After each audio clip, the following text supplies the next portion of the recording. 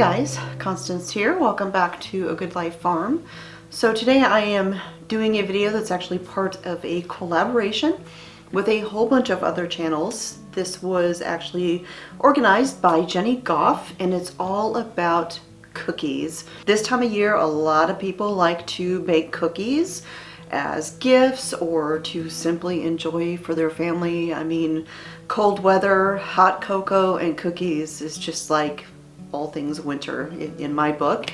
And so cookies are very popular this time of year, and so we have put together this collaboration of cookie recipes.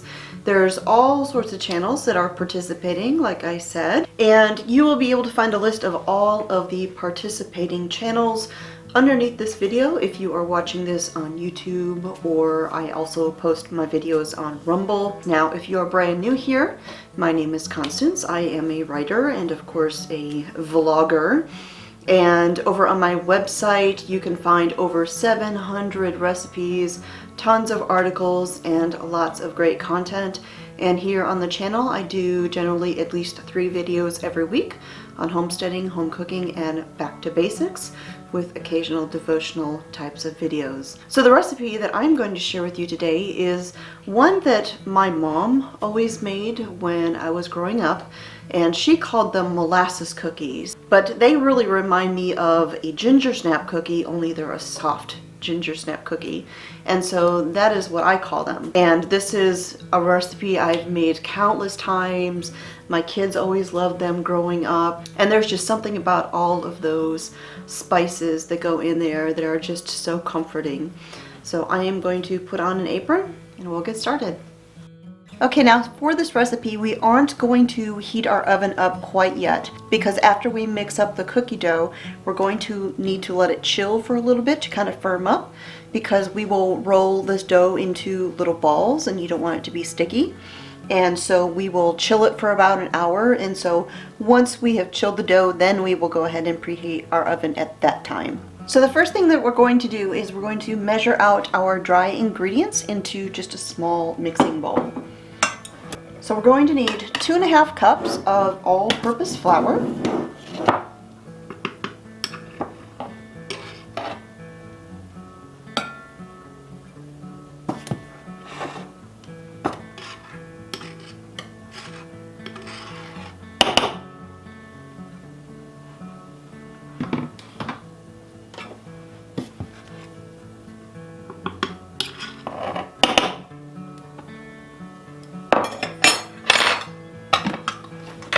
we're going to need 2 teaspoons of baking soda,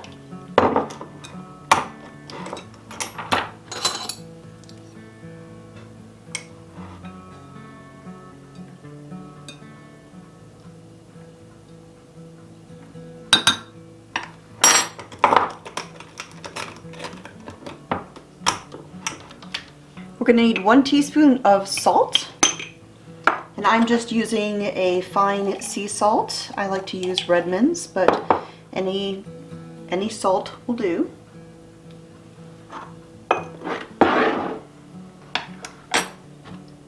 And now for the spices. These cookies have tons of spice in them, and we're going to use a teaspoon of each spice. So first, we're going to need cinnamon,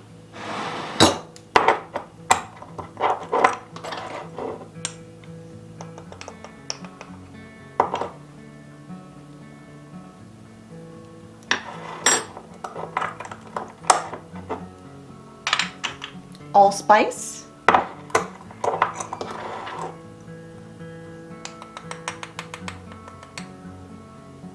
ground ginger,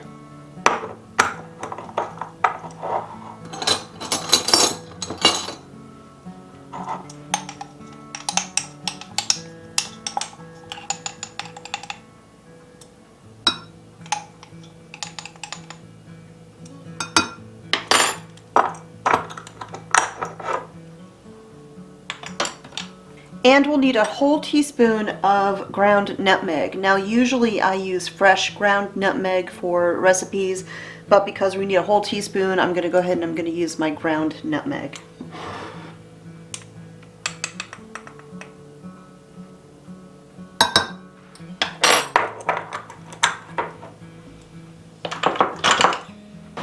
And I'm just going to whisk these together.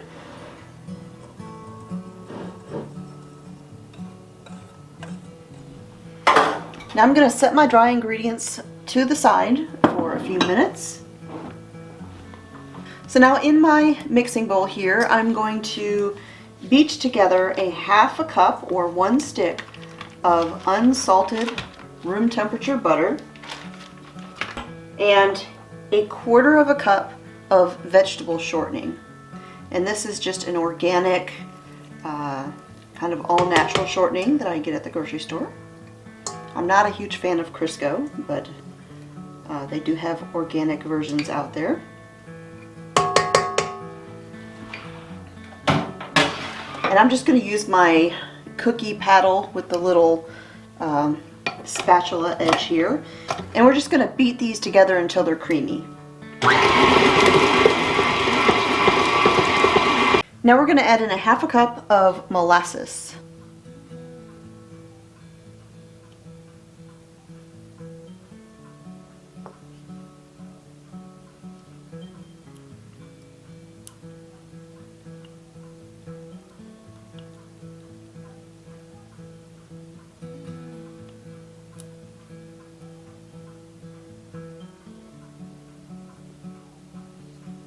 We're going to add in 1 egg.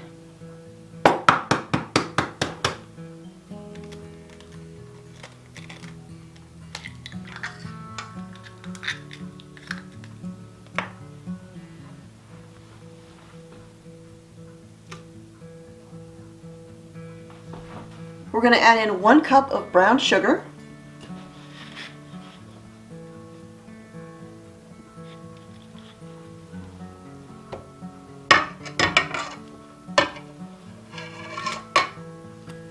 And we're going to beat these together until they're nice and creamy. Okay. Now we're going to add our dry ingredients into the molasses mixture.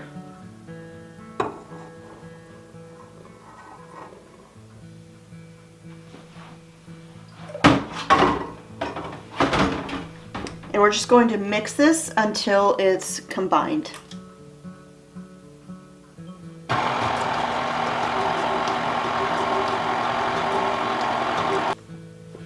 Now I'm going to scrape the sides of my mixing bowl here to make sure everything is mixed in really well.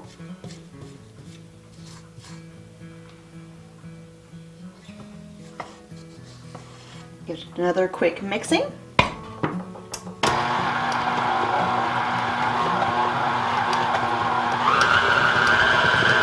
Okay, now I'm just going to get all of the dough off of my paddle here and down into the bowl, and I'm going to cover this and refrigerate it for about an hour or so that the dough will be nice and stiff and firm when I'm rolling up the dough into cookie balls.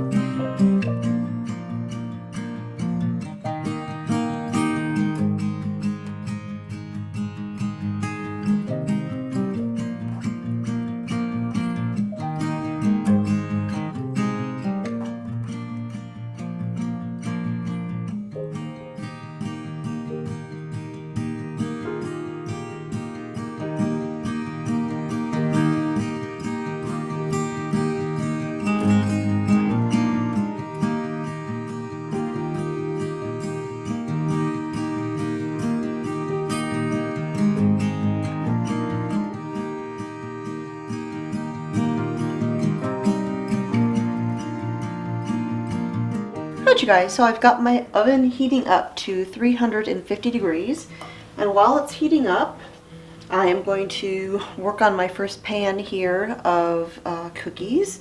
Now I like to bake my cookies on a baking stone, and so when I do that I always use parchment paper because I'll preheat my stone in there and put all of my cookies on this parchment paper and then just slide it onto the stone.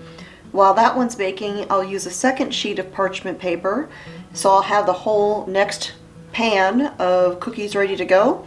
I'll slide the baked ones out onto a cooling rack, slide the next pan or the next sheet of them into the oven, and it really cuts down how long I have to have my oven going, and so they just kind of get whipped out nice and quickly. Of course, you can use a baking sheet to do this as well if that's how you bake your cookies. So I've got my chilled dough here, and I've got a little cookie scoop. I like to use these just because it gives me a consistency and size. And I've got a little dish of granulated sugar right here.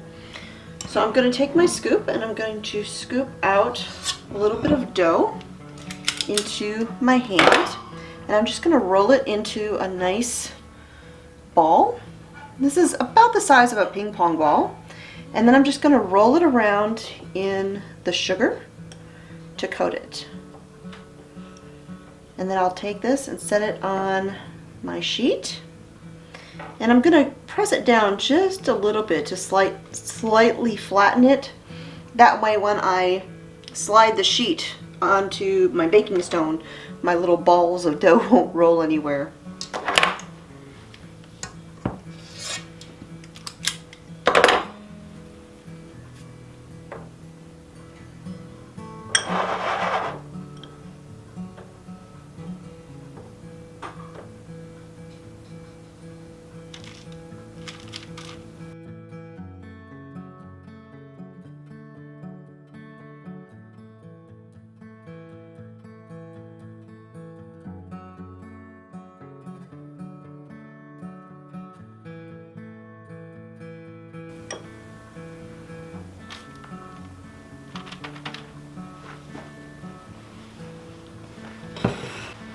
So now these cookies are going to bake for 9 to 10 minutes at 350 degrees, and when they are finished, they're going to kind of crack a little bit in the middle, so they'll look like ginger snaps, except when you eat them, my oven's ready, except when you eat them they're going to be nice and chewy, unlike your typical ginger snap.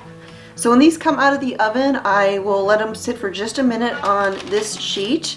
And then I will transfer them to a cooling rack, let them cool completely, and while they're cooling, I'll reload this sheet for the next round.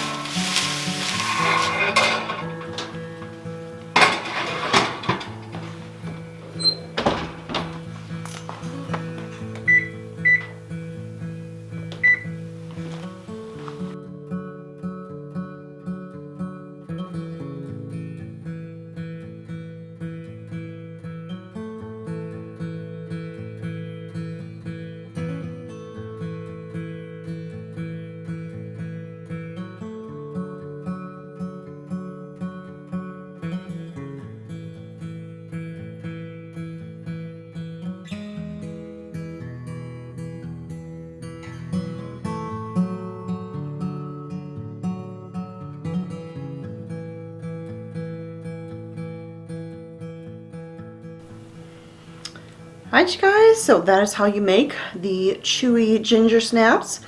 And I just want to show you one of them here. Look how pretty those are. They look like your traditional ginger snap, except they are chewy. Chewy and soft. Delicious. So if you would like to make this recipe, I have a printable version of it on my website. I will put a link to that down below if you're watching this anywhere other than on my website. And again, be sure to check out all of the other participating channels with this cookie collaboration. I have no idea what all everyone else is going to be making, so I will be watching right along with all of you. So all of the recipes were going live today, so I have to go see what everybody has made. So again, if you are new here, I have hundreds of recipes over there on my website and other articles, and I also have a free email newsletter that you can sign up for, and that way you can stay up to date on everything that is happening here at the homestead, whether it is a new recipe, article, vlog, or whatever it is. So thanks for joining me here again in the Homestead Kitchen. My name is Constance at A Good Life Farm, and I'll talk to you all next time.